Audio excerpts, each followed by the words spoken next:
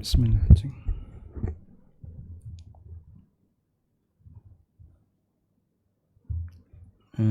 Jadi kos.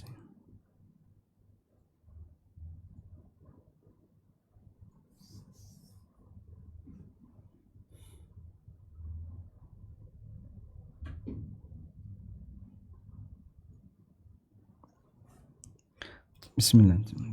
Kami mohon izin yang raise hand untuk dijadikan co-host. Cek. Suaranya belum masuk. Pada admin, kami mohon izin yang raise hand untuk dijadikan co-host.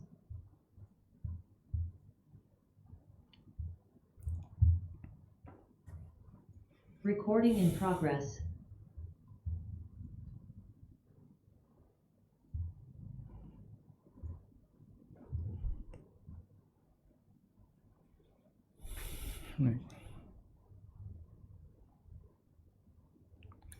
Assalamualaikum warahmatullahi wabarakatuh. Alhamdulillah wassalatu wassalamu ala Rasulillah wa ala alihi wa sahbihi wa mawalah. Wa ashhadu an la ilaha illallah wahdahu la syarikalah. Wa ashhadu anna Muhammadan abduhu wa rasuluh. Salawatu rabbi wa salamu alaihi wa ala alihi wa ashabihi wa man sara ala nahjihi wastanna bi sunnatihi ila yaumiddin. Alhamdulillah, puji syukur kita haturkan kehadirat Allah. Siang ini bersama Majelis Ta'lim Qalbun Salim, kembali kita melanjutkan kajian rutin bulanan, dan insyaallah kita akan mengangkat tema tentang salat sunnah sehari semalam. Namun sebelum kita membicarakan tentang salat sunnah sehari semalam, terlebih dahulu kita akan menyampaikan tentang beberapa kaidah tentang salat sunnah. Alhamdulillah, setelah duhur tadi kita kumpulkan beberapa catatan dan mudah-mudahan nanti bisa bermanfaat bagi para jamaah sekalian. Tentang beberapa catatan mengenai salat sunnah. Yang pertama, kita bahas terlebih dahulu tentang pengertiannya. Salat sunnah disebut juga dengan salatut tatawwu, disebut juga dengan salatun nafilah.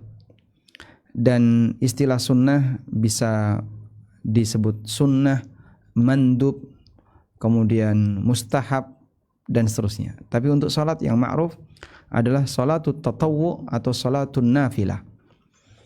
Artinya adalah salat yang hukumnya tidak wajib dan dia sebagai tambahan amal bagi muslim, tambahan dari salat wajib. Ada salat wajib dan ada salat sunnah. Status salat sunnah ini sebagai tambahannya. Nah, kita bisa mendapatkan kesimpulan kalau itu tambahan adalah dengan melihat keutamaan salat tatawwu. Ada beberapa keutamaan, ada banyak sekali, dan di sini saya hanya menyebutkan 3 yang kira-kira paling utama, dan saya kira dengan 3 ini sudah cukup untuk jadi motivasi bagi kita semuanya untuk rajin melakukan salat sunnah. Yang pertama, fungsi salat tatawwu adalah menyempurnakan kekurangan salat wajib.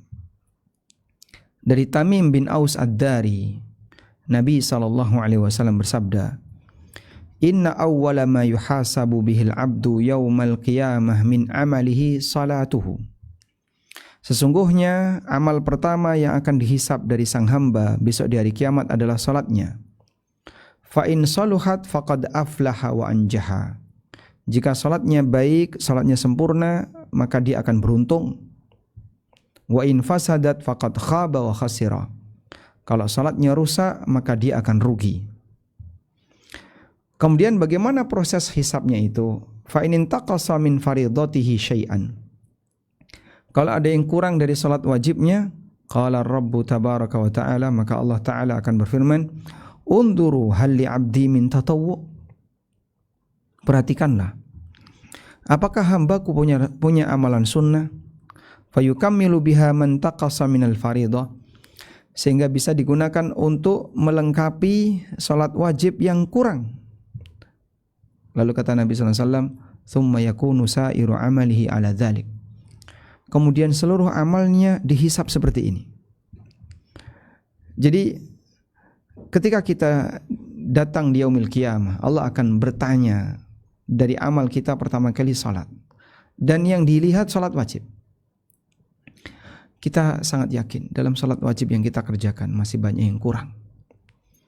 Baik dari sisi khusyuknya, kurang dari sisi pelaksanaannya, tidak sesuai sunnah Nabi SAW, kurang dari sisi kesempurnaan gerakannya, dan masih banyak sekali yang kurang. Dan itu kita akui bersama. Maka kalau kita tahu bahwa fungsi salat sunnah bisa seperti ini, walhamdulillah, itu kesempatan yang luar biasa yang Allah berikan kepada kita untuk bisa menutupi kekurangan amal wajib. Sehingga berdasarkan hadis ini, maka kita bisa simpulkan salat sunnah itu anugerah. Salat sunnah itu anugerah. Anda bisa bayangkan kalau dalam syariat ini tidak ada salat sunnah. Adanya hanya salat wajib saja. Pokoknya hanya ini kewajiban yang harus kau kerjakan, gak ada yang lain. Kalau kurang, dihukum.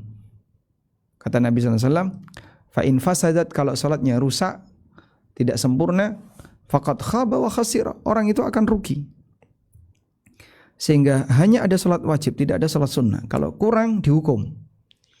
Kira-kira gimana? Akan banyak sekali hukuman yang kita dapatkan disebabkan karena salat saja, belum ibadah-ibadah yang lain.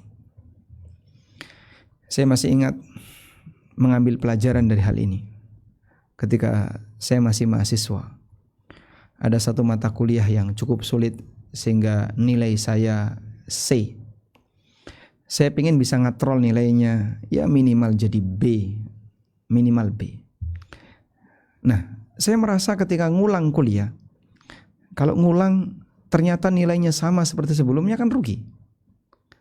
Maka saya memberanikan diri untuk menyampaikan ke dosen, gimana caranya biar saya bisa naik? Boleh nggak saya dikasih tugas tambahan? Bagi dosen, mengoreksi kerjaan mahasiswa itu kan tambahan kerja. Tapi Masya Allah, beliau bersedia. Sehingga minta ke saya, kamu kerjakan soal yang ada di buku ini. Sekian soal. Kalau kau bisa menyelesaikan, saya jamin nilaimu naik. Walaupun nanti saat ujian akhir atau ujian mid semester mungkin tidak lebih baik daripada semester kemarin. Tapi karena saya dikasih tugas tambahan, saya merasa bahagia. Ada kesempatan saya memperbaiki. Kurang lebih seperti itu ilustrasinya. Sehingga Anda bisa bayangkan, kalau kesempatan kita cuma sekali dan gak ada peluang untuk mengulang, kemudian kalau salah dihukum, maka akan lebih ketar-ketir, deg-degan, mengkhawatirkan. Maka ada salat sunnah dan amal sunnah itu anugerah. Jangan jadikan beban. Sehingga kalau ada orang yang berpikir, habis ini masih puasa lagi. Puasa Syawal salah satu fungsinya untuk nutupi kekurangan puasa wajib Ramadan, sebagaimana puasa sunnah yang lain. Sehingga adanya puasa sunnah, adanya amal sunnah, fungsinya adalah menutupi kekurangan amal yang wajib. Maka keberadaan amal sunnah itu anugerah bagi hamba. Selanjutnya yang kedua, salat sunnah akan mengangkat derajat sang hamba. Thauban radhiyallahu anhu meriwayatkan bahwa Nabi SAW bersabda, "Alaika bi kathratis sujudi lillah, fa innaka la tasjudu lillahi sajdatan." Perbanyaklah untuk melakukan sujud kepada Allah. Karena ketika kau sujud untuk Allah sajdatan, sekali sujud, illa rafa'akallahu biha darajatan, maka Allah akan menghapus, Allah akan mengangkat derajatmu, wa hatta anka biha khati'atan, dan akan menghapus satu kesalahan darimu. Satu sujud diangkat satu derajat dan dihapuskan satu kesalahan. Kesalahan itu gandoli hamba, akan menjadi penghalang bagi hamba untuk bisa naik. Dosa itu menjadi beban bagi hamba untuk bisa naik. Maka saat seorang hamba sujud, beban ini ditinggalkan satu dan dia bisa naik satu. Masya Allah. Hadis riwayat Muslim. Sehingga Rasulullah SAW meminta kepada kita untuk memperbanyak sujud, dan maksudnya adalah salat. Ya, maksudnya salat sunnah. Kalau salat wajib nggak bisa ditambahi. Sehingga berapa jumlah salat wajib kamu? sama seperti jumlah sholat wajib Rasulullah SAW. 17 rakaat. Nggak bisa lebih. Tambahkan sholat wajibmu. Udah bisa. Sholat wajib nggak bisa ditambahi. Sehingga kalau kita mukim, kita sholat wajib maksimal 17 rakaat. Sehingga dari sisi jumlah sholat kita sama dengan jumlah sholatnya Abu Bakar, Umar, Utsman, Ali, dan para sahabat yang lainnya. Bahkan sama dengan jumlah sholatnya Nabi SAW. Terus untuk tambahannya di mana? Salat sunnah. Yang ketiga, salat sunnah merupakan sebab masuk surga. Rabi'ah ibn Ka'ab al-Aslami pernah bercerita bahwa beliau pernah menginap bersama Rasulullah SAW, tidur malam bareng Nabi SAW. Lalu Rabi'ah menyiapkan semua perbekalan Nabi SAW. Disiapkan air wudunya, disiapkan tempat tidurnya, dibersihkan apa yang butuh dibersihkan. Selesai dilayani, Nabi SAW mengatakan, "Sal, silahkan minta apa." Kemudian Rabi'ah mengatakan, "Murafaqatakal fil jannah." Aku hanya minta satu, bisa menemani Anda di surga. Nabi SAW mengatakan, "Awa ghaira dzalik?" Ada yang lain enggak? Kata Rabi'ah, hanya itu. Hanya itu, tidak ada yang lain. Lalu Nabi SAW mengatakan, "Fa'inni ala nafsika bikathratis sujud." Jika demikian, bantu aku untuk mewujudkan harapanmu dengan memperbanyak sujud. Sehingga kalau kamu ingin menemani aku di surga, maka perbanyaklah sujud. Karena Allah akan mengangkat derajatmu. Dan Nabi SAW berada di surga yang paling tinggi. Sallallahu alaihi wasallam. Baik. Mudah-mudahan dengan motivasi semacam ini membuat kita lebih semangat untuk melakukan salat sunnah. Karena sejatinya salat sunnah itu anugerah dan bukan beban. Maka pahami sebagai anugerah, jangan pahami sebagai beban.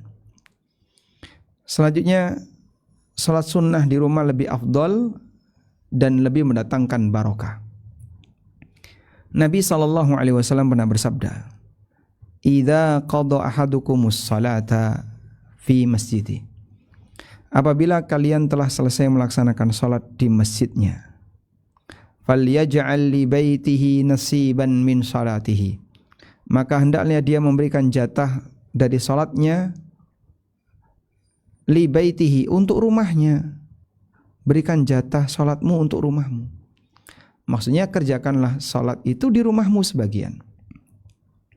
Fa innallaha ja'ilun fi baitihi min salatihi khaira. Karena Allah akan menjadikan kebaikan dari salatnya itu di rumahnya. Allah akan jadikan kebaikan untuknya. Sehingga dengan kita salat akan menambah kebaikan bagi rumah kita. Hadis riwayat Muslim. Masya Allah. Saya kira ini sudah cukup untuk menjadi motivasi bagi kita untuk melaksanakan salat sunnah di rumah. Karena itu menjadi sumber kebaikan bagi rumah. Dalam hadis yang lain, Rasulullah SAW bersabda, "Fasallu ayyuhan nas, wahai masyarakat, salatlah kalian fi buyutikum, di rumah kalian. Fa inna afdalas salatul mar'i fi baitihi." Karena salat yang terbaik adalah salatnya seseorang di rumahnya, illal maktubah, kecuali salat wajib. Hadis riwayat Muslim. Sehingga Rasulullah SAW menyebut, ij'al nasiban, jadikan sebagian salatmu li baitika, untuk rumahmu. Dan ini menunjukkan bagaimana perhatian yang diberikan Nabi SAW agar sang hamba selalu menghiasi rumahnya dengan ibadah. Salah satunya adalah menghiasi rumahnya dengan salat, menghiasi rumah dengan zikir, menghiasi rumah dengan bacaan Quran, bukan dengan aneka hiburan. Yang dominan hiburan itu isinya bermasalah. Tayyib. Selanjutnya, salat sunnah bisa dikerjakan sambil duduk, walaupun orangnya bisa berdiri, walaupun sehat walafiat. Berbeda dengan salat wajib, bagi mereka yang bisa berdiri, dia wajib melakukan salat sambil berdiri. bagi mereka yang bisa berdiri harus berdiri untuk salat wajib. Apa dalilnya kalau salat sunnah bisa dengan duduk? Aisyah menceritakan qiyamul lail yang dilakukan oleh Nabi SAW. Kana yusalli minal laili 9 raka'atin. Rasulullah SAW salat malam 9 rakaat. Fihinnal witru, di situ ada witir. Wa kana yusalli lailan tawilan qa'iman, dan beliau salat panjang sekali. Wa lailan tawilan qa'idan, beliau salat panjang sekali sambil berdiri dan kadang panjang sekali sambil duduk. Wa kana idza qara'a wa huwa qa'imun raka'a wa sajada wa huwa qa'im. Dan kalau beliau membaca dalam posisi berdiri, maka rukuknya berdiri, dan ketika turun sujud dari berdiri. Rukuknya berdiri, rukuk, kemudian i'tidal, kemudian turun sujud dari posisi berdiri. Wa idza qara'a qa'idan, dan kalau beliau salatnya sambil duduk, raka'a wa sajada wa huwa qa'idun, maka beliau rukuk dan sujud dalam posisi duduk. Hadis riwayat Muslim. Baik.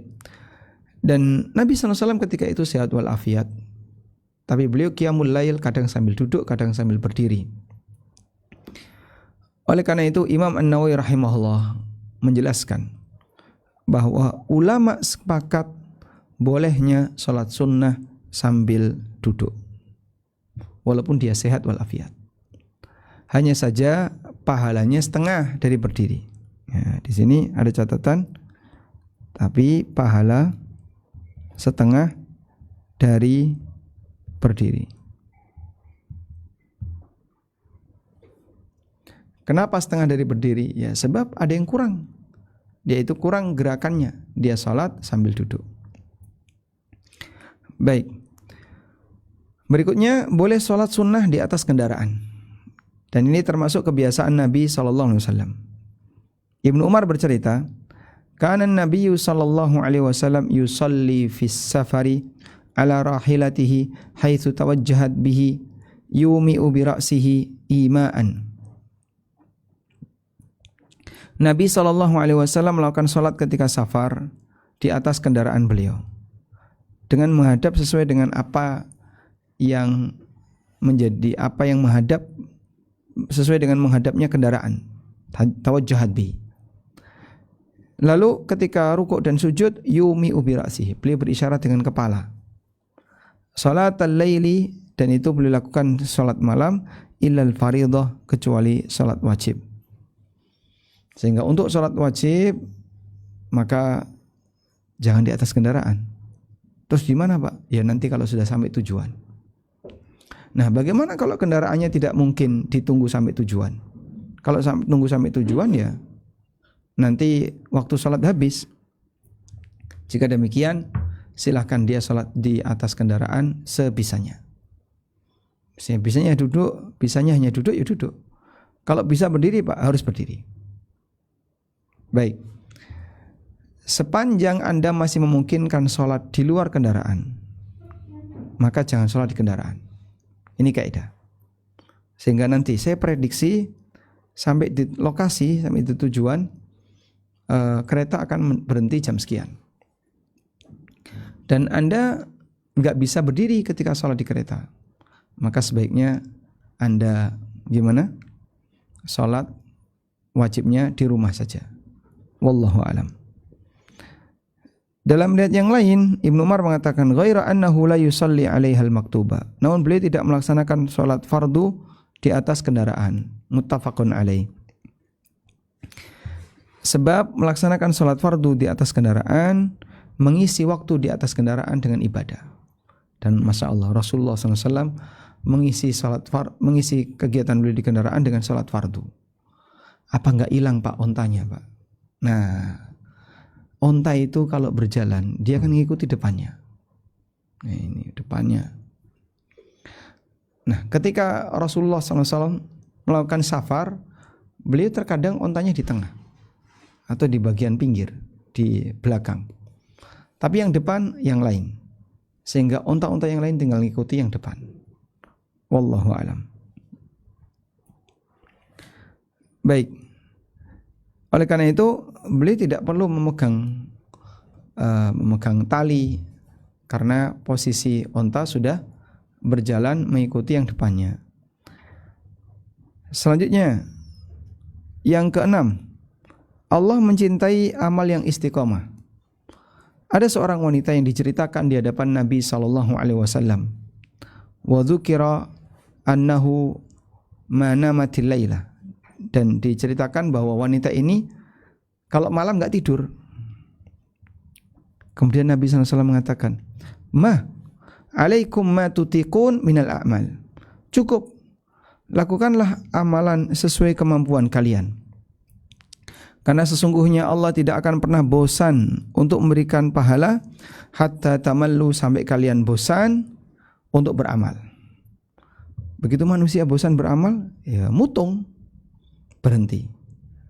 Maka pahalanya tidak lagi diberikan oleh Allah Ta'ala karena orangnya sudah mutung beramal.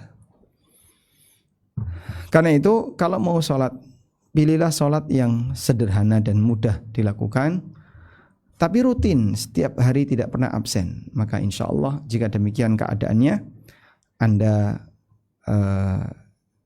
tidak akan bosan untuk berkegiatan ibadah sunnah seperti itu.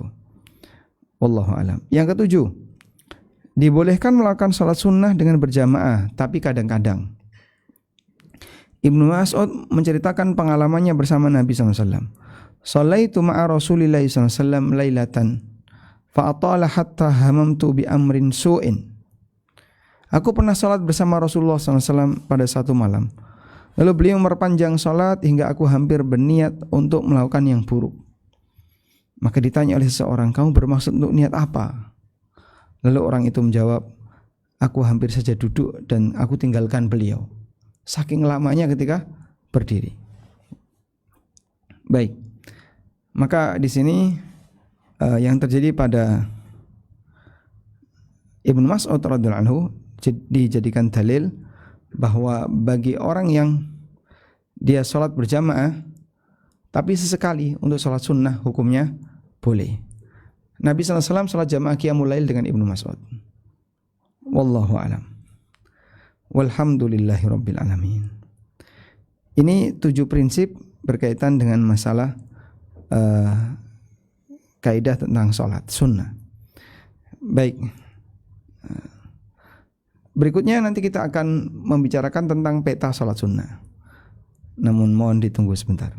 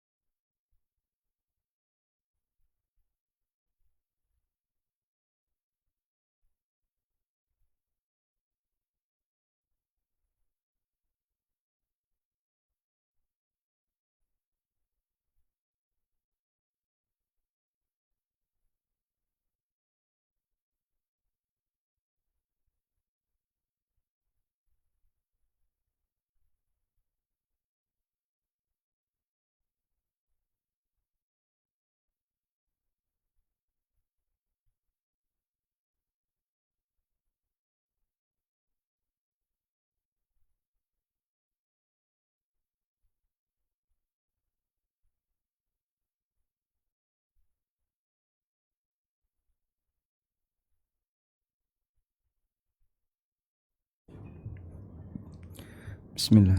Baik.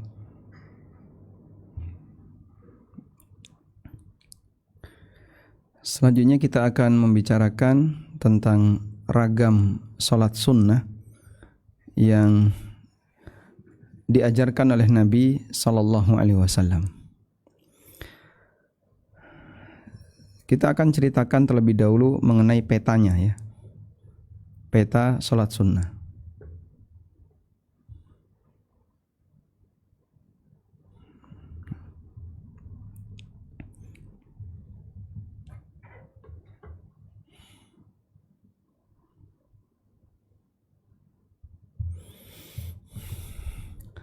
Baik, seperti yang kita tahu bahwa salat sunnah itu beragam dan ragamnya itu dipengaruhi oleh banyak hal. Jika kita buat petanya tentang salat sunnah, yang pertama di sana ada salat sunnah dilihat dari sebab. Di sana ada salat sunnah karena sebab tertentu.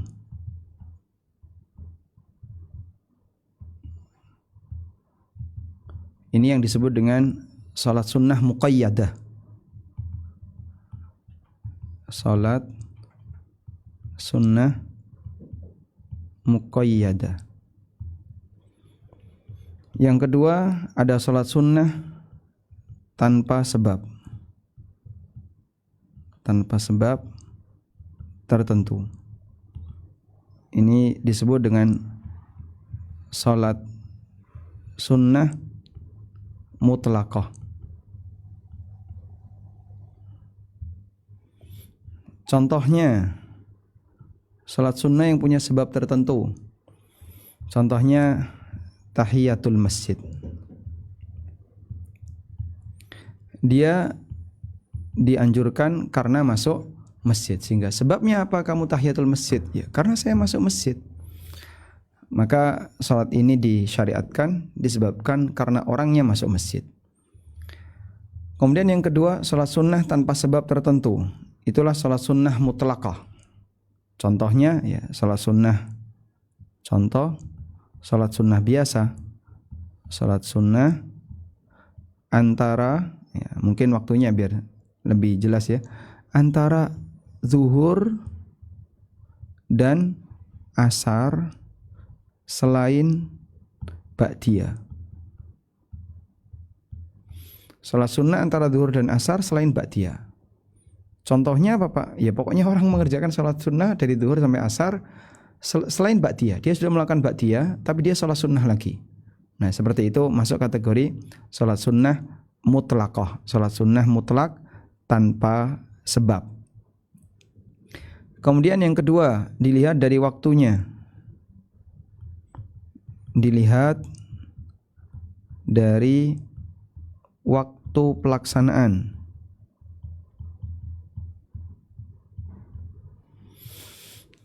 Maka di sana ada dua, ada salat sunnah yang waktunya tertentu.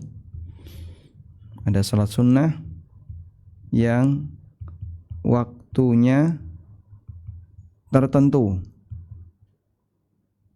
Ini disebut dengan salat sunnah muaqqatah. Salat disebut salat sunnah muaqqat. Muaqqat artinya ditetapkan waktunya. Yang kedua, salat sunnah yang waktunya bebas.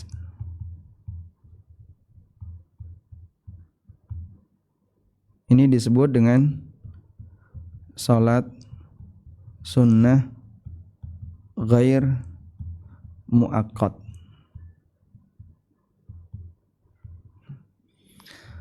Contoh salat sunnah yang waktunya tertentu. Contohnya apa? Misalnya salat rawatib. Itu waktunya tertentu. Salat rawatib. Waktunya tertentu, misalnya qobliyah subuh ada waktunya, ba'diyah zuhur ada waktunya, dan seterusnya. Salat sunnah yang waktunya bebas. Contoh salat tahiyatul masjid. Kapanpun orang masuk masjid, maka dia disyariatkan untuk tahiyatul masjid. Taib. Kemudian yang ketiga, dilihat dari hukumnya. Dilihat dari hukumnya. Dibagi menjadi dua. Ada semuanya sunnah. Ada salat sunnah yang hukumnya muakkad atau ditekankan. Salat sunnah muakkadah, ditekankan. Dan yang kedua berarti ada salat sunnah yang ghair muakkadah.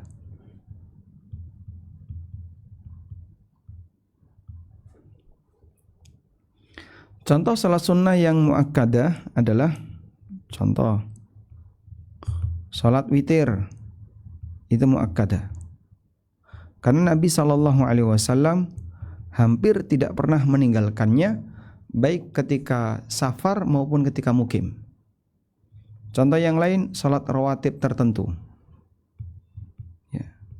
Salat rawatib tertentu. Karena salat rawatib ada yang muakkadah, ada yang tidak muakkadah. Salat rawatib tertentu. Nah, yang ini ada yang muakkadah, ada yang tidak muakkadah. Wallahu a'lam. Baik, kurang lebih ini petanya untuk contoh salat sunnah yang ghair muakkadah. Contoh salat duha. Ini tidak ditekankan. Wallahu a'lam. Berikutnya kita akan fokus berkaitan dengan salat rawatib. Berkaitan dengan salat rawatib. Mengenai salat rawatib. Rawatib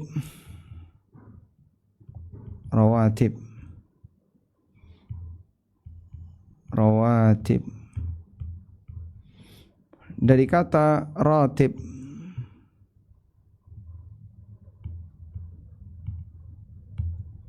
yang artinya rutin. Salat rawatib artinya salat yang rutin. Kemudian salat rawatib adalah salat sunnah yang mengiringi salat wajib. Salat sunnah yang mengiringi salat wajib. Dan fungsi salat rawatib adalah untuk nutupi kekurangan salat wajib. Tadi sudah kita baca hadis tadi ya. Ya meskipun salat sunnah yang lain bisa berfungsi, terutama yang rawatib. Ini betul-betul sangat berfungsi untuk mengiringi salat wajib. Nah, selanjutnya, jika kita perhatikan dalam salat 5 waktu, kita buat beberapa kaidah. Yang pertama, dalam salat 5 waktu, nah, di situ satu ada yang memiliki rawatib qobliyah dan ba'diyah.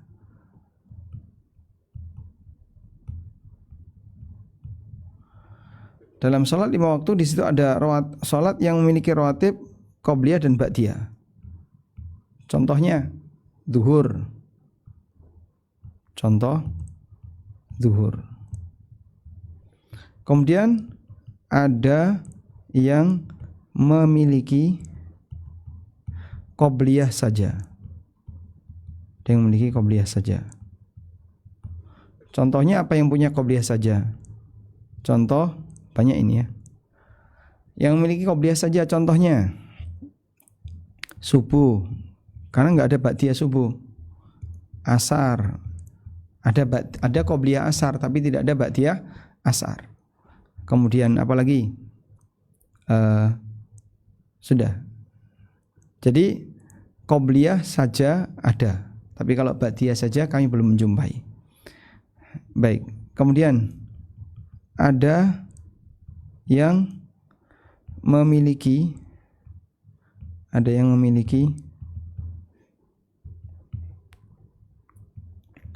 ba'diyah saja, di mana dia tidak punya qobliyah. Contohnya apa? Dia punya ba'diyah saja tapi nggak punya qobliyah. Contoh, salat isya.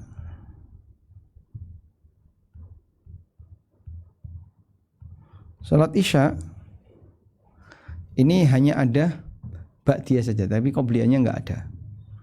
Wallahu alam. Baik. Selanjutnya, setelah kita paham tentang beberapa kaidah mengenai salat 5 waktu atau salat rawatib, ini baru kaidah 1 ya. Lalu yang kedua, kembali kepada kaidah sebelumnya bahwa salat rawatib itu salat sunnah yang dia menyertai salat wajib. Oleh karena itu dalam hal ini di antara kaidahnya adalah salat rawatib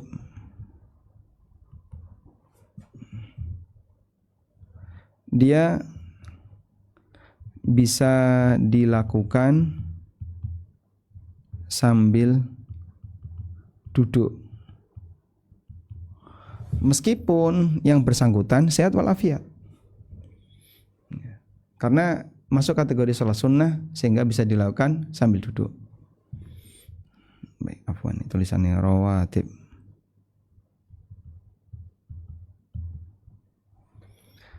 Kemudian dari sisi hukumnya, salat rawatib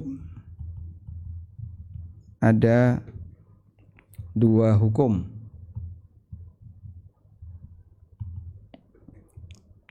Yang pertama adalah salat rawatib yang muakkadah.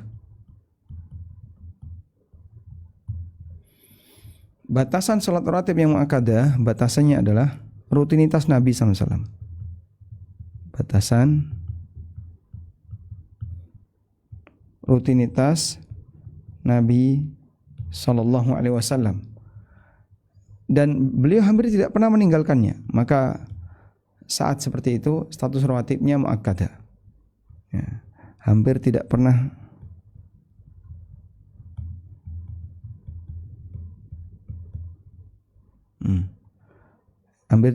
beliau tinggalkan.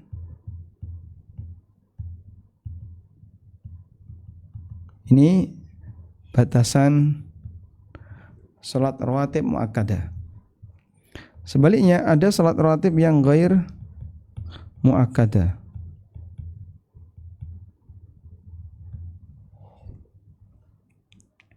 Nah, untuk yang ini bentuknya adalah batasannya selain di atas. Jadi selain yang muakkadah. Baik. Sekarang kita kasih rincian. Salat rawatib yang muakkadah, ditekankan.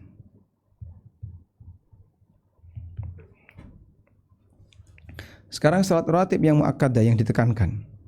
Nah, untuk salat rawatib yang muakkadah ada beberapa ya. Pertama, qobliyah subuh. 2 rakaat qobliyah subuh. Yang kedua,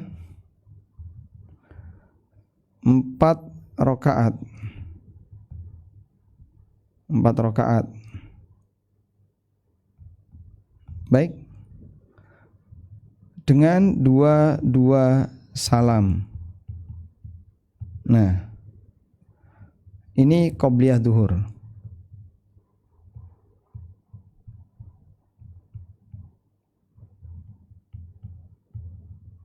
Baik. Kemudian yang ketiga, 2 rakaat setelah duhur.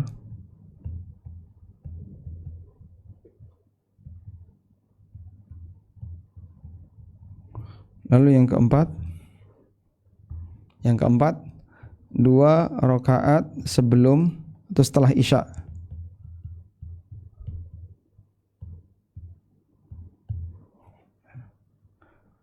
Setelah maghrib dulu ya, 2 rakaat setelah maghrib.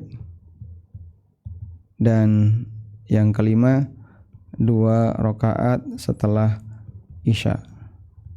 Sehingga total untuk salat rawatib yang muakkad itu ada 12 ayat. Wallahu alam. Baik, ini yang muakkad. Yang ghair muakkad gimana? Yang ghair muakkad contohnya qobliyah asar 4 rakaat. Itu ghair muakkad. Contoh yang lain qobliyah maghrib, itu juga ghair muakkad. Sehingga dalam salat sunnah rawatib lebih banyak yang muakkadah daripada yang non muakkadah. Wallahu alam. Baik. Selanjutnya, tadi kita sudah berikan rincian ya. Yang muakkadah qobliyah subuh 2 rakaat, kemudian 4 rakaat sebelum duhur, 2 salam, 2 rakaat setelah duhur, 2 rakaat setelah maghrib, 2 rakaat setelah isya. Totalnya 12 rakaat. Nah, wallahu alam. Kemudian ada salat-salat sunnah yang lain yang misalnya jarang kita bersentuhan ya. Sekiranya tidak ada dalil yang cukup kuat, maka kami sarankan sebaiknya Anda tidak perlu melaksanakan. Kami kasih contoh misalnya salat tasbih. Memang salat tasbih ini ada hadisnya, tapi hadisnya terlalu lemah sehingga tidak perlu untuk dijadikan sebagai karena dia terlalu lemah, maka tidak perlu dijadikan sebagai bagian dari itu. Baik, wallahu taala alam. Alhamdulillah, mungkin itu yang bisa kita sampaikan sebagai pengantar.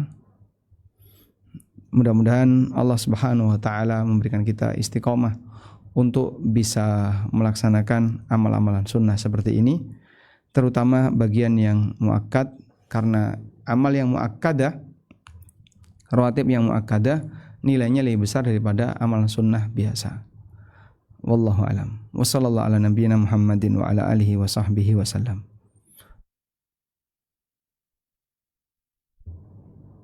Alhamdulillahirabbil alamin. Jazakallahu khairan Ustaz untuk materinya pada siang hari ini. Izin menyampaikan beberapa pertanyaan. Bismillahirrahmanirrahim. Bismillah.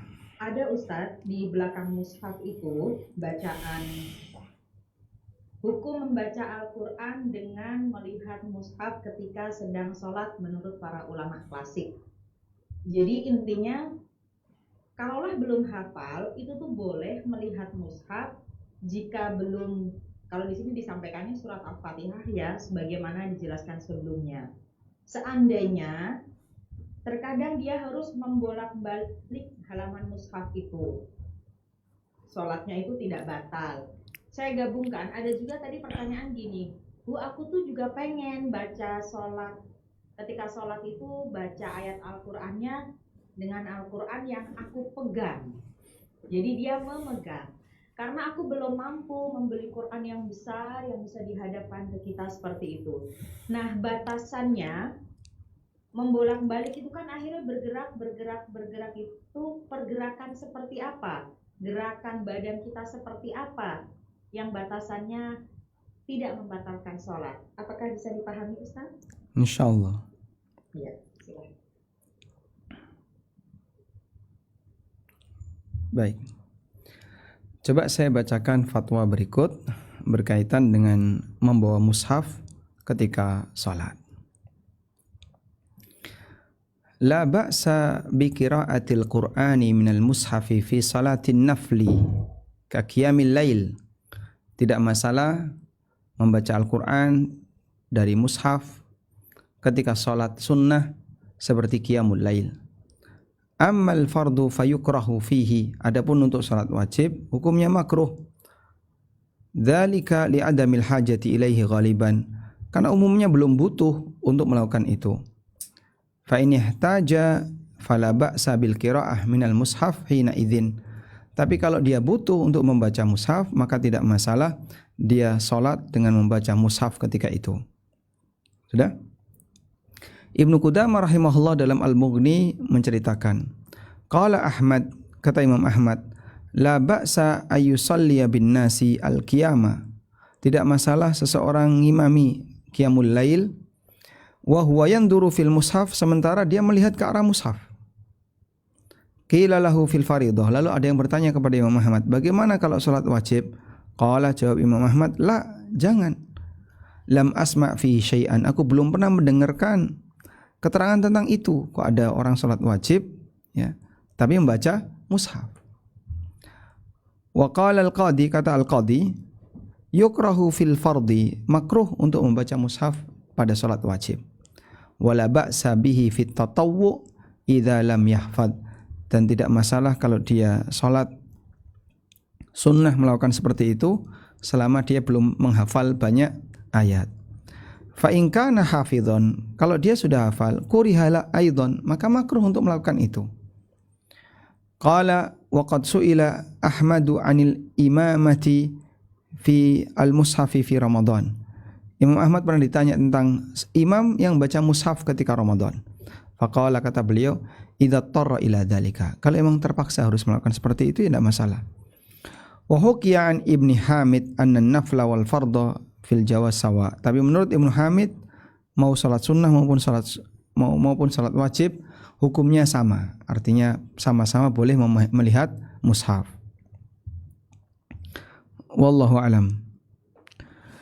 Dan dalil mengenai bolehnya akan hal ini adalah yang diriwayatkan oleh Abu Bakar Al-Athram, Ibnu Abi Dawud dengan sanadnya dari Aisyah radhiyallahu anha, kanat ya ummuha abdun laha fil mushaf, bahwa Aisyah itu pernah diimami oleh budaknya dengan membawa mushaf. Az-Zuhri juga pernah ditanya tentang orang yang baca salat Ramadan dengan menggunakan mushaf. Faqala, kata beliau, kata Az-Zuhri, kana khiyaruna yaqra'una fil masahif. Orang-orang pilihan kami, yaitu maksudnya adalah para tokoh kami, mereka membaca Al-Quran dengan baca mushaf. Masya Allah. Sehingga orang dulu walaupun mereka kuat-kuat hafalannya, tapi bukan model orang yang gampang terlena dengan kehebatannya, maka dia jaga. Jadi misalnya hafalan, dia pintar hafalan. Cuman kan meskipun hafalannya kuat, dia tetap harus menjaga. Nah, salah satu menjaga seperti ini, membaca dengan mushaf. Wallahu alam. Lalu mengenai baca dengan mushaf, baca Al-Quran, mengenai baca Al-Quran dengan mushaf,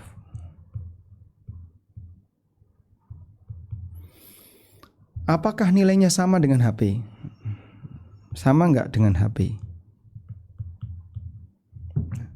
Menurut Anda sama atau tidak?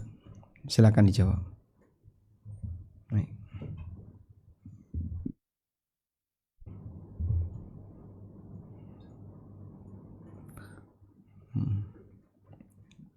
Membaca Al-Quran dengan lembaran mushaf, apakah sama membaca Quran dengan HP?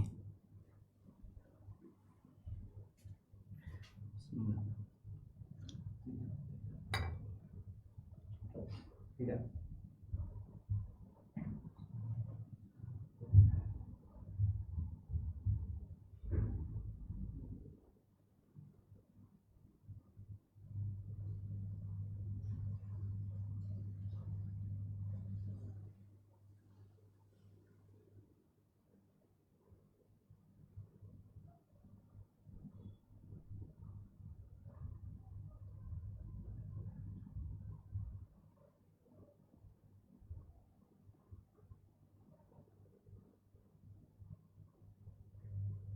Yang jawab tidak?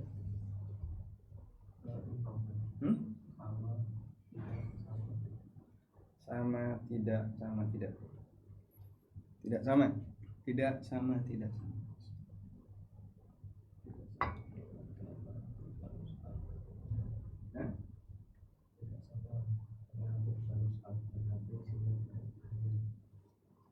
Karena apa? Karena HP isinya macam-macam. Kalau lembar Quran kan ya cuman itu isinya. Baik. Jadi misalnya seperti ini. Ya, ini ada mushafnya atau isi Al-Qur'annya. Baca seperti ini dengan baca pakai mushaf sama enggak nilainya? Ini semuanya hanya media. Sehingga Anda baca pakai kertas, Anda baca pakai HP, Anda baca pakai, bahkan ada yang pakai TV besar itu di rumahnya. Terus proyektor atau TV besar dia taruh di depan terus dia sholat. Itu semua hanya media. Sehingga mau baca pakai HP, mau baca pakai mushaf, yang jelas orang ini tidak lihat ke arah tempat sujud. Karena dia melihat ke arah mushaf. Itu semuanya media. Dan di zaman Nabi SAW ini semuanya nggak ada. Karena di zaman Rasulullah SAW, Quran itu ditulis di mana? Di pelepah kurma, di tulang belikat, di papan batu, dan itu tidak mungkin dibawa sholat, kecuali hanya pelepah kurma. Sehingga ada beberapa lembar pelepah kurma itu yang dibaca. Karena keterbatasan kertas ketika itu, maka media tulis mereka jauh lebih terbatas dibandingkan kita, dan itu dikerik. Nulisnya itu bukan pakai tinta seperti yang kita gunakan, tapi dikerik. Tulang belikat diapain Pak? Dikerik. Dan tradisi tulis ketika itu masih jarang. Terus masa sholat bawa tulang belikat gini? Tidak. Mereka dominan hafalan.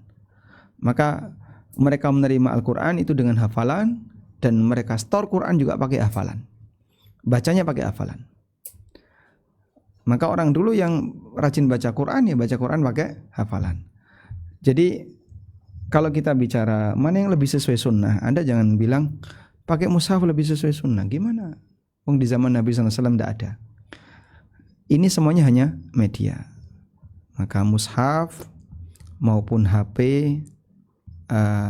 atau TV atau proyektor misalnya,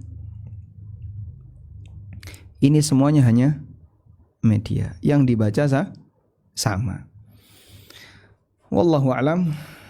Intinya semuanya boleh. Anda mau baca pakai mushaf, pakai HP, silahkan. Sehingga kalau tadi ada masalah, saya tidak punya Quran yang besar, Anda bisa pakai HP. Dan ini lebih praktis. Salah satu kelebihan HP adalah ketika Anda baca seperti ini, udah selesai langsung tutup. Nah, tutup, masuk kantong, sudah tidak terlihat mushafnya atau teks Qurannya, sehingga masuk kantong, taruh di meja, lebih gampang. Nah, saat berdiri lagi, buka lagi. Nah, ketika Anda buka, mungkin Anda bisa buka dengan menggunakan fingerprint misalnya. Kemudian nampak lagi. Ya, jangan ngasih password ya. Mungkin passwordnya dimatikan dulu karena nanti ngasih password kan repot. Sholat sambil terlalu banyak gerak. Baik. Kemudian tadi Anda bertanya tentang batasan gerakan. Batasan gerakan dalam sholat. Gerakan dalam sholat ada 3 batasan. Yang pertama, ada 3 batasan gerakan yang bisa membatalkan. Yang pertama adalah terlalu sering. Yang kedua, berturut-turut. Yang ketiga apa? Tanpa kebutuhan. Jika 3 ini ada, ini bisa membatalkan sholat. Jika ada 3 ini, maka dia bisa membatalkan salat. Wallahu alam. Karena itu kalaupun melakukan gerakan dalam salat, perhatikan hanya gerakannya jangan terlalu sering, jangan berturut-turut, atau ada kebutuhan. Kalau terlalu sering dan ada kebutuhan, silahkan. Nabi SAW pernah gendong Umamah. Gendong ketika sholat. Bukan Umamah naik ke punggung beliau, bukan. Tapi beliau gendong Umamah. Jadi saat beliau sujud, Umamah ditaruh. Ketika beliau bangun, Umamah digendong lagi. Umamah bintu Zainab, bintu Muhammad sallallahu alaihi wasallam. Cucu Nabi sallallahu alaihi wasallam dari Zainab. Yang Zainab meninggal sebelum Rasulullah sallallahu alaihi wasallam. Wallahu alam. Dan menggunakan mushaf mungkin akan bolak-balik buka tutup, tapi itu boleh karena dibutuhkan. Dan kelebihan HP ini lebih praktis. Cukup dengan sekali geser sudah bisa pindah halaman. Maka dengan HP saya kira lebih praktis dibandingkan dengan mushaf Al-Quran kecil. Karena kalau mushaf Al-Quran kecil kan nanti Anda harus masang batas, mindah batas juga. Karena kalau enggak, waktu buka tadi ayat berapa surat apa kan repot. Kalau ini begitu Anda matikan, terus Anda buka ulang, yang keluar sama. Baik. Wallahu a'lam. Kepada Ibu Putri kami persilakan dengan singkat dan jelas Ibu, pertanyaan sesuai tema. Kami persilakan Ibu Putri.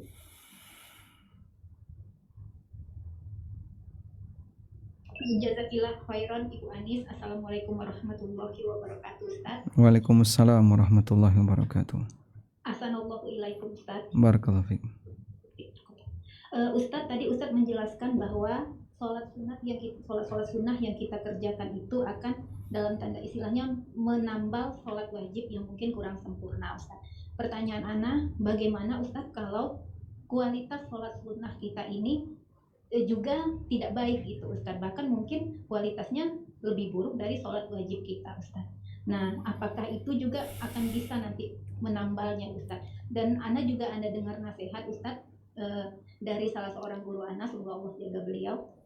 Beliau mengatakan, Uti, ketika orang yang sholatnya khusyuk, ketika dia membaca surat Al-Fatihah, terutama ayat iyyaka na'budu wa iyyaka nasta'in, dia pasti akan berurayan air mata karena makna itu sangat dalam gitu Ustaz. Mohon nasihatnya Ustaz atas pernyataan dari guru Anda tadi Ustaz. Jazakallahu khairan Ustaz. Barakallahu fiik. Assalamualaikum warahmatullahi wabarakatuh. Waalaikumsalam warahmatullahi wabarakatuh. Salat sunnah yang kita kerjakan bisa menjadi penambal untuk salat wajib. Itu dinyatakan oleh Nabi SAW dalam hadis yang tadi kita baca, hadis riwayat Tirmidzi, dan hadis itu ma'ruf, sering kita dengar, hadis sahih. Selanjutnya, bagaimana kalau salat sunnahnya juga tidak berkualitas, tidak lebih khusyuk, lebih cepat, karena tidak berjamaah. Kalau tadi salat wajibnya berjamaah dengan imam, ini salat sunnahnya tidak berjamaah, terus lebih cepat. Gimana itu? Jika kondisinya demikian, maka apakah bisa menjadi penutup kekurangan salat wajib? Bisa, tapi mungkin kurang maksimal. Sehingga salat sunnahnya cuma dapat 30%, dapat 25%, seperempatnya, dapat 10%. Nah, 10% itu dipakai untuk nutupi yang wajib. Maka kita butuh banyak. Mudah-mudahan kecil-kecil tapi banyak, nanti bisa menutupi kurang yang banyak yang ada pada salat wajib. Maka Anda bisa memanfaatkan kesempatan salat sunnah apapun yang bisa Anda lakukan, seperti salat rawatib, kemudian tambahannya salat duha atau qiyamul lail, atau salat tahiyatul masjid atau yang lainnya. Mudah-mudahan yang kecil-kecil ini dalam jumlah banyak sudah salatnya cepat, kemudian cuma 2 rakaat, terus yang diterima sedikit tapi akumulasinya jadi besar karena banyak. Mudah-mudahan nanti bisa menutupi kekurangan yang wajib. Selanjutnya, untuk kalimat iyyaka na'budu wa iyyaka nasta'in di surat Al-Fatihah, saat kita merenungkan apakah bisa sampai berderai air mata, sangat mungkin. Dan Ibnu Qayyim rahimahullah menulis kitab yang isinya tafsir Iyyaka na'budu wa iyyaka nasta'in, menjadi, saya punya yang versi 3 jilid. Ada jilid-jilid yang lain tergantung cetakan ya. Judul bukunya Madarijus Salikin Bimanzilati Iyyaka na'budu wa iyyaka nasta'in. Buku Madarijus Salikin, tingkatan-tingkatan orang yang melakukan perjalanan ibadah. Jadi beliau menjelaskan tentang bagaimana ketika orang itu melakukan perjalanan ibadah. Ibadah itu seperti sebuah perjalanan jauh menuju Allah. Dan saat orang melakukan perjalanan itu ada beragam tingkatan. Nah, tingkatan-tingkatan itu digambarkan oleh Ibnu Qayyim sebagai tafsir Iyyaka na'budu wa iyyaka nasta'in. Satu ayat tapi ditafsirkan panjang lebar. Dan buku ini juga ada banyak yang meringkas di kalangan para ulama, yang intinya di situ adalah bukti bahwa surat Al-Fatihah, terutama ayat Iyyaka na'budu wa iyyaka nasta'in, itu poros dari ibadah. Karena inti di situ adalah Iyyaka na'budu, kita beribadah hanya kepada Allah, sehingga mengajarkan kita untuk tidak riya ketika ibadah. Wa iyyaka nasta'in, hanya kepadamu ya Allah kami mohon pertolongan, pengakuan dari sang hamba bahwa dia bisa seperti ini karena Allah yang ngasih pertolongan kepadanya, dan ini akan menghalangi hamba untuk ujub ketika ibadah. Gabungan Iyyaka na'budu wa iyyaka nasta'in akan membuat sang hamba bisa merasakan bahwa ibadah yang dia lakukan bukan karena kehebatannya. Dia tidak akan pamer, karena ini untuk Allah. Dan dia tidak akan ujub dengan pribadinya, karena saya nggak bisa apa-apa. Ini murni karena hidayah dari Allah. Wallahu alam. Hingga ada sebagian di antara ulama yang ketika salat berhenti di ayat Iyyaka na'budu wa iyyaka nasta'in, dan hanya itu yang diulang-ulang sampai subuh, karena beliau mendalami, merenungkan Iyyaka na'budu wa iyyaka nasta'in. Wallahu alam. Kepada Ibu Idar Islami dari Prancis, kami persilakan Ibu untuk menyampaikan pertanyaan dengan singkat dan jelas. Mohon sesuai tema. Terima kasih. Assalamualaikum warahmatullahi wabarakatuh. Waalaikumsalam warahmatullahi wabarakatuh. Saya ingin bertanya mengenai takbir zuhur. Misalnya kita di atas kendaraan dan waktu zuhur sudah masuk, tapi tujuan kita masih jauh. Apakah kita bisa melaksanakan sholat takbir zuhur dan kemudian sampai di rumah baru sholat zuhur? Jadi jedanya panjang begitu. Ibu di atas kendaraan saat duhur, sampai rumah masih ada sholat duhur, masih ada waktu, tinggal sedikit. Memungkinkan untuk kerjaan 4 rakaat? Dikhawatirkan tidak, misalnya Ustaz, dikhawatirkan tidak. Baik, kendaraannya apa ini? Bus. Berarti nggak bisa sholat sambil berdiri ya? Baik, mungkin Indonesia dengan kondisi Anda berbeda. Di tempat kita, kalau bukan kereta, sulit untuk bisa tepat waktu ya. Pesawat kita tahu sendiri, peluang gesernya besar. Apalagi kendaraan darat, bis, kemudian taksi dan seterusnya, yang kita nggak tahu di depan nanti apakah ada macet atau tidak. Nah, pada posisi ini masing-masing bisa ngukur. Jika dia tiba di tujuan masih memungkinkan untuk sholat wajib, maka sebaiknya ditunggu. Sehingga jangan sholat dulu, tunggu dulu sampai nanti kamu tiba di tujuan, sehingga bisa sholat wajib bersama atau sholat wajib sambil berdiri dengan sempurna. Tapi kalau Anda yakin kayaknya nggak sampai nih di tujuan, nggak ngejar sholat, maka silahkan sholat di atas kendaraan sebisanya. Terus wudhunya gimana kalau di bus?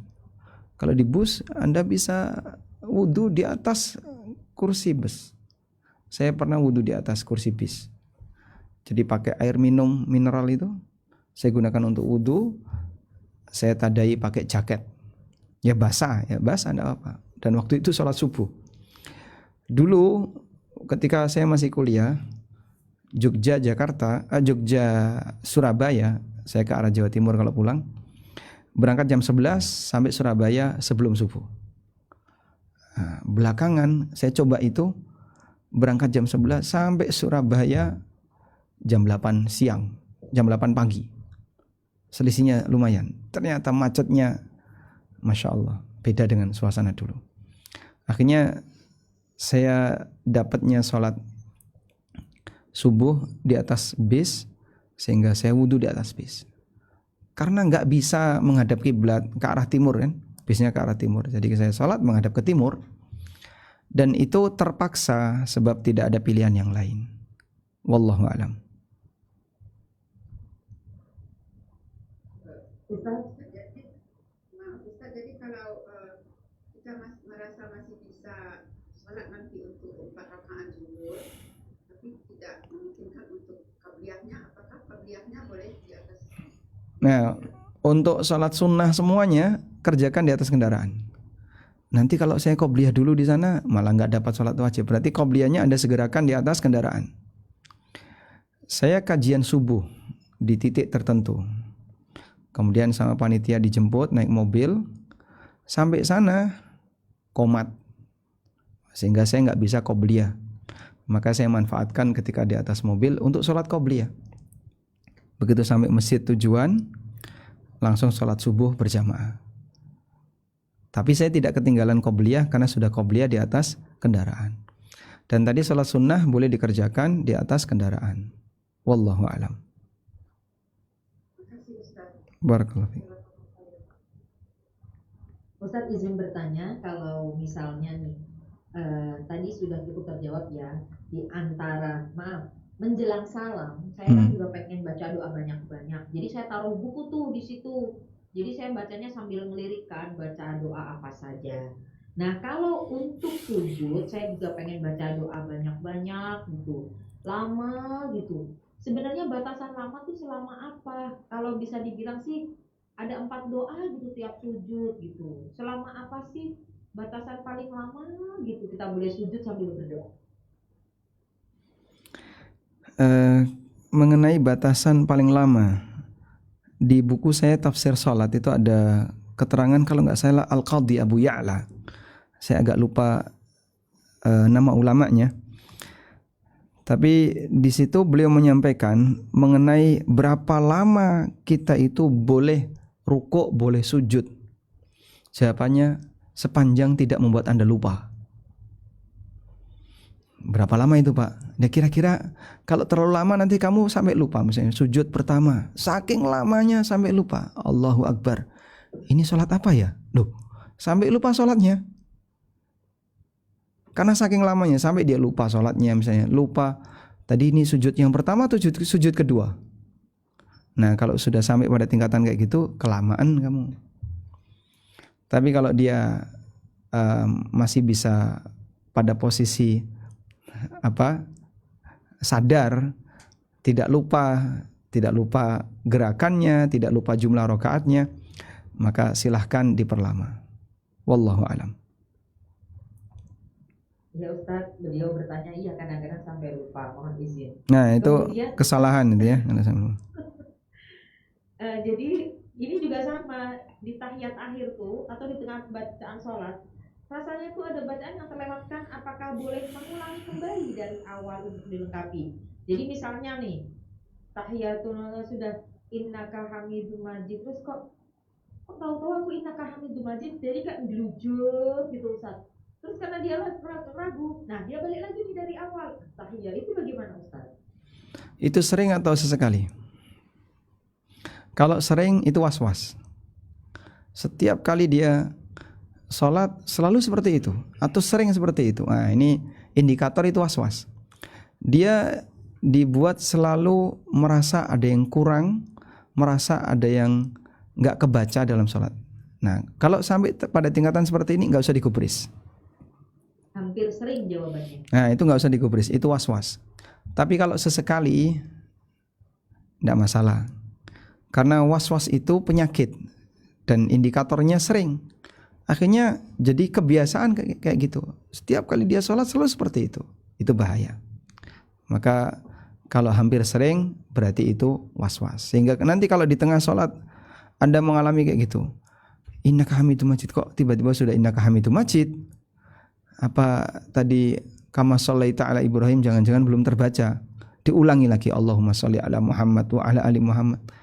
Akhirnya apa? Dia setiap sholat selalu ngulang bacaannya. Kalaupun jadi makmum ya telat terus dari imam. Imam sudah salam, dia masih Allahumma sholli. Dan ini was-was dari setan. Wallahu alam. Kadang-kadang mohon maaf Ustaz, di Al-Fatihah juga. Kan Al-Fatihah ini sholat. Jadi itu gimana? Batal nggak sholatnya Ustaz? Enggak batal ya. Kalau terlalu sering itu was-was. Tiba-tiba waladdallin.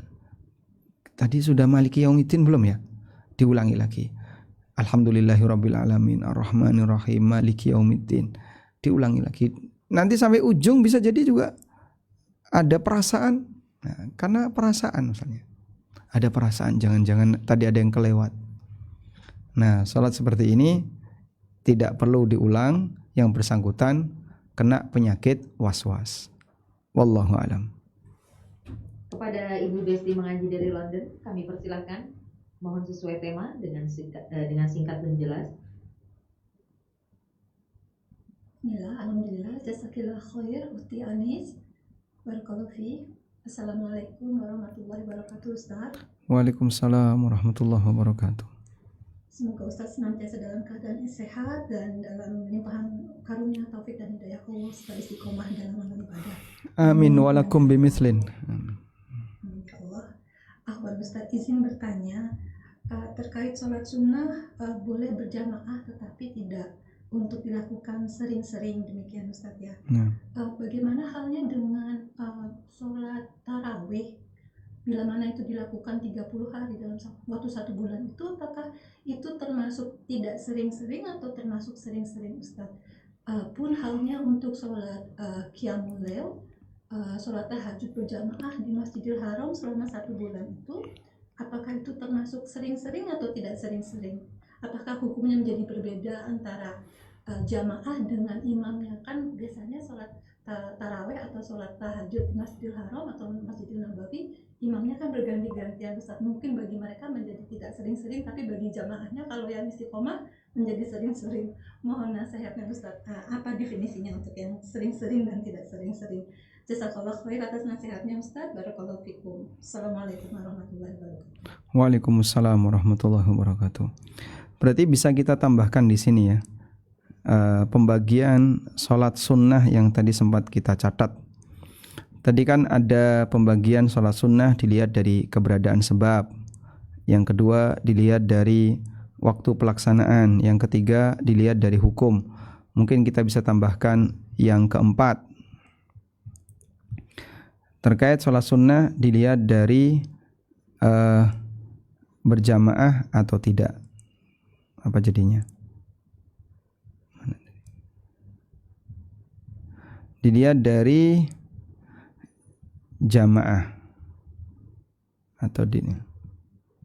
Nah, ada dua jadinya, berjamaah atau tidak. Ada yang disyariatkan berjamaah, disyariatkan berjamaah, sehingga sholat itu dianjurkan untuk berjamaah atau bahkan hanya bisa dilakukan berjamaah. Contoh, sholat taraweh, kemudian sholat id, kemudian sholat gerhana, termasuk juga sholat gerhana.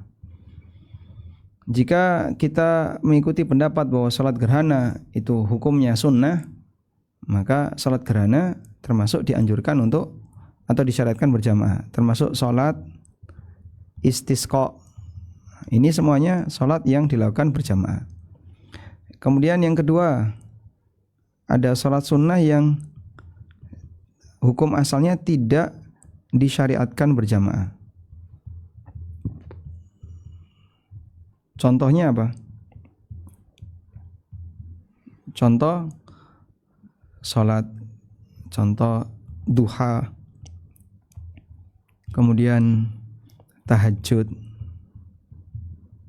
meskipun boleh dilakukan berjamaah, tapi pada asalnya dia tidak dikerjakan berjamaah. Sholat rawatib termasuk diantaranya. Nah, yang saya maksud sesekali itu untuk yang kedua ini. Jadi Anda tidak perlu membandingkan dengan sholat taraweh karena itu salah posisi ya. Sehingga sebagai koreksi mungkin bisa ditambahkan di sini pembagian sholat sunnah dilihat dari berjamaah atau tidak. Nah, untuk sholat duha boleh nggak dikerjakan berjamaah? Sesekali boleh. Sholat tahajud sesekali boleh, tapi tidak rutin. Kecuali taraweh. Kalau taraweh khusus Ramadan. Makanya sholat taraweh di luar Ramadan boleh nggak? Kan itu qiyamul lail. Jadi Syawal tetap melakukan seperti itu, Dzulqa'dah tetap seperti itu. Boleh atau tidak? Nggak boleh. Kenapa? Itu syiar Ramadan. Sama seperti Anda takbiran di luar waktu. Boleh nggak Pak sekarang kita takbiran? Loh kenapa? Ya kan takbiran bagus Pak. Takbiran kan isinya berzikir. Iya, cuman masing-masing ada tempatnya. Sama halnya Anda azan jam 2 siang azan. Nah, ngapain kamu azan? Loh kan azan itu kalimat zikir, Allahu Akbar, Allahu Akbar. Syahadat. Ajakan orang untuk sholat. Nah, sholat apa? Sholat sunnah juga bisa Pak. Nanti rusak semuanya. Maka jangan berdalih bahwa ini isinya baik kemudian sembarangan bisa dipakai di semua tempat. Keliru. Kalau memang ini nggak bisa dipakai di sini ya jangan pakai di situ. Wallahu alam. Baik. Sholat rawatib isya nih apabila dilakukan tengah malam karena tidur dulu boleh apa tidak? Waktu sholat rawatib itu sampai masuk sholat wajib berikutnya. Sehingga rawatib isya sampai subuh. Maka Anda bisa kerjakan ba'diyah isya di sepertiga malam terakhir. Atau menjelang witir sholat subuh. Menjelang witir sebelum subuh. Silahkan. Karena waktunya sampai subuh. Nah. Izin bertanya Ustaz, bismillahirrahmanirrahim. Ketika sholat tahajud, saya tuh udah niat nih, niatnya 4 rakaat, witirnya 3. Nggak tahunya setelah selesai 4 rakaat pertama, dilihat waktu, aduh nggak cukup. Jadi sholat 2 rakaat, apa boleh yang tadi diniatkan 4 jadi 4 bubar? Baik. Inti dari qiyamul lail ganjil. Sehingga Anda boleh 3 rakaat, bahkan 1 rakaat pun boleh. 1, 3, 5 dan seterusnya. Intinya ganjil. Karena harus ada witir. Sehingga misalnya qiyamul lail cukup 2 rakaat. 3 enggak cukup, ya sudah 1 rakaat saja. Daripada kamu enggak witir. Sehingga Anda perjuangkan witirnya.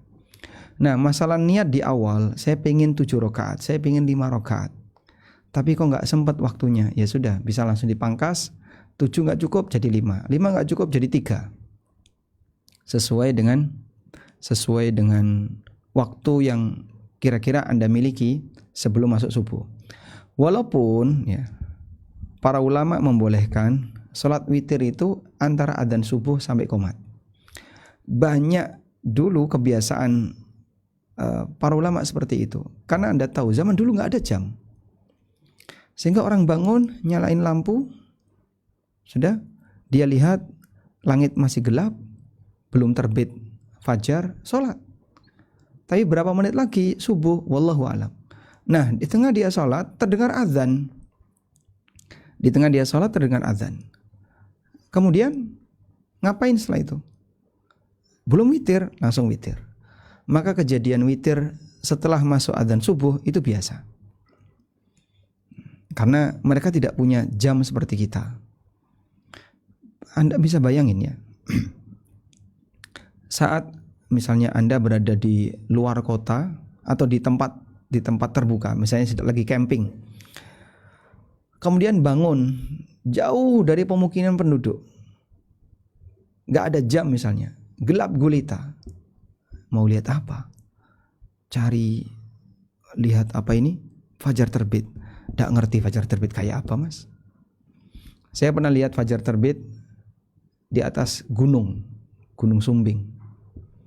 Waktu hiking ke Gunung Sumbing kita lihat, oh kayak gini fajar meletek gitu ya, fajar terbit seperti ini. Masya Allah. Jadi bagi mereka yang tidak terbiasa lihat fajar, dia tidak akan kesulitan untuk membedakan ini sudah terbit atau belum. Nah, dulu kayak gitu. Makanya antara adzan dan iqamah masih witir itu hal yang biasa dilakukan oleh ulama masa silam. Wallahu a'lam. Izin bertanya Ustadz, untuk sholat sunnah qobliyah sebelum subuh, sholat sunnah qobliyah zuhur langsung 4 rakaat 1 salam atau 2-2 atau bagaimana? Yang benar 2-2.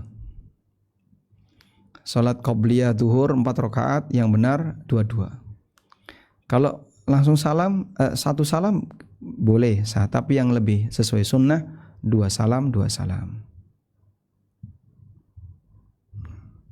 Kalau witirnya sebelum tidur, jadi tidak harus paling belakang, apakah bisa? Kebiasaan Abu Bakar As-Siddiq radhiyallahu anhu, beliau witir sebelum tidur, dan pesan Nabi SAW untuk Abu Hurairah, wa an utir qabla an anam, agar aku witir sebelum aku tidur. Maka kalau Anda merasa khawatir nanti tidak bisa qiyamul lail daripada ketinggalan dan kehilangan salat witir, maka kerjakan witir sebelum tidur. Wallahu a'lam. Izin bertanya Ustadz, bismillahirrahmanirrahim. Suka bingung Ustadz, saya tuh pilih yang mana ya? Pilih sholat jamaah atau sholat sunnah dulu? Kalau untuk berjamaah saya nggak bisa sholat sunnah dulu karena yang mau jadi makmum ingin segera sholat fardu. Kalau saya sholat sunnah dulu, otomatis saya tidak jadi jamaah karena posisi kita cuma berdua. Cuman berdua. Kalau begitu minta waktu. Sholat sunnah itu nggak lebih dari 3 menit. Jadi Anda minta waktu, tolong tunggu sebentar ya, 2 menit, 2,5 menit sudah. Insya Allah selesai itu salat sunnah, 2 rakaat. Maka sebaiknya Anda kompromi dulu hanya untuk itu. Wah, terus debat dulu, diskusi dulu 5 menit. Wah, Masya Allah, andai kan langsung sholat, sudah cukup dipakai sholat sunnah 2 rakaat. Jadi yang satunya juga harus toleran ya, karena Anda tidak akan kehilangan banyak waktu jika yang bersangkutan sholat sunnah. Cuman orang itu kadang nggak betahan. Nggak betah gimana? Ini lagi nahan ngentut, lagi wudhu punya. Ya sudah ditahan sebentar. Makanya perasaannya beda. Antara orang yang tidak siaga ibadah dengan siaga ibadah itu beda. Saya terkadang untuk jamaah umroh misalnya, begitu sampai di Mekah, kita istirahat dulu di hotel. Nggak, saya pengen biar segera lepas dari kain ihram ini. Bapak, semakin lama Bapak itu nunggu dalam kondisi ihram, insya Allah berpahala, tambah pahala. Ya, tapi saya pengen segera biar nanti nggak melanggar larangan. Dan Anda butuh sabar yang lebih. Silakan istirahat. Yang penting jauhi wewangian. Kemudian kalau mandi jangan pakai sabun. Mandi boleh tapi jangan pakai sabun, dan seterusnya. Terus jangan ganti baju. Nah itu yang nggak kuat. Masa nggak kuat? Cuman selisih 1 jam 2 jam. Dan itu akan bisa memperlama kondisi kita siaga ibadah. Makanya kadang kita sarankan istirahat dulu ya. Setelah memungkinkan baru silahkan nanti tawaf. Atau setelah jam sekian tawaf. Nah kurang lebih seperti itu dalam rangka untuk mengatur ritme ibadah jamaah. Wallahu a'lam. Ustadz, kadang pun sedih ya, setelah sholat kan ada zikir ba'da sholat.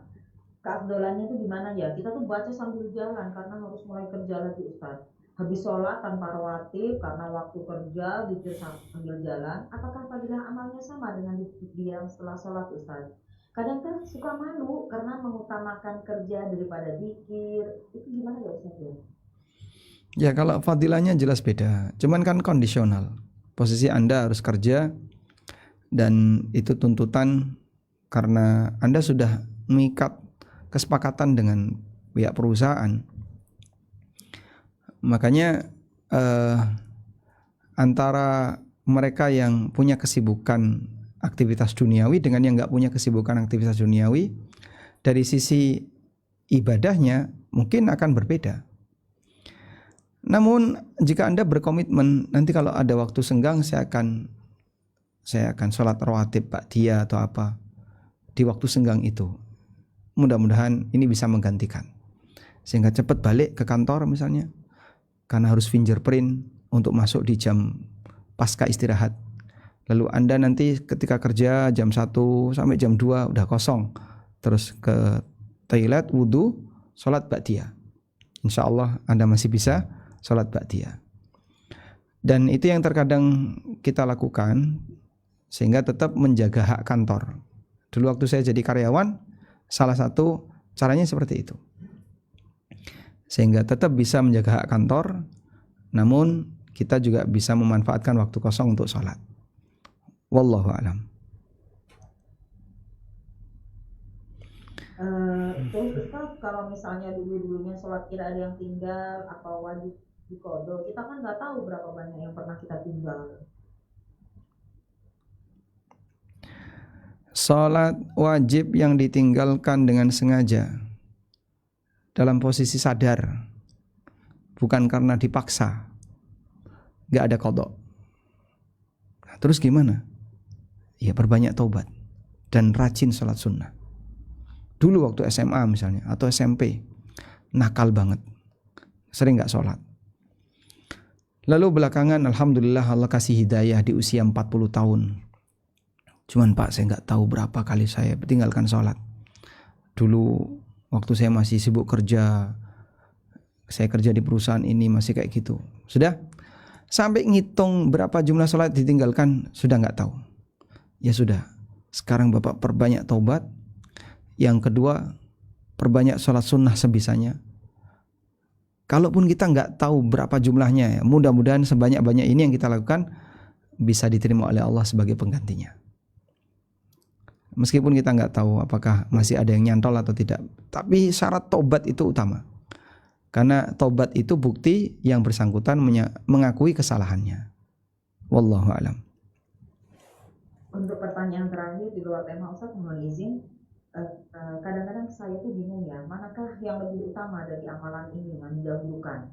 Sedekah yang utama, ngasih anak makan, memberi makan orang atau membantu anak yatim, bangun masjid, bangun fasilitas umum seperti air minum atau air bersih, jihad untuk dakwah. Jadi ini duitnya mau dikemanain dulu nih, kadang pengennya semua, tapi apakah ada urutannya sebenarnya?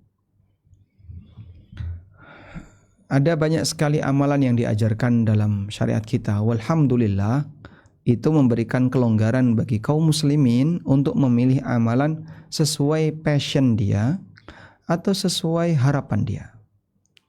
Dan hierarkinya atau prioritasnya adalah pertama yang wajib, zakat. Kemudian apalagi Pak? Amalan wajib yang berbiaya yang belum Anda kerjakan. Umroh atau haji. Baik, dahulukan. Terus apa lagi? Kurban. Kurban untuk sebagian ulama wajib. Anda sisihkan dana untuk kurban. Selanjutnya, setelah itu sedekah untuk kerabat. Ini lebih berhak daripada Anda sedekah untuk selain kerabat. Karena mereka melihat Anda langsung. Dan Anda punya hubungan rahim dengan orang itu. Maka gunakan sedekah kerabat. Terus wakaf. Biar nanti ada amalan yang usianya panjang, ada wakaf. Sudah? Setelah itu sedekah sunnah. Pilihannya apa? Bebas.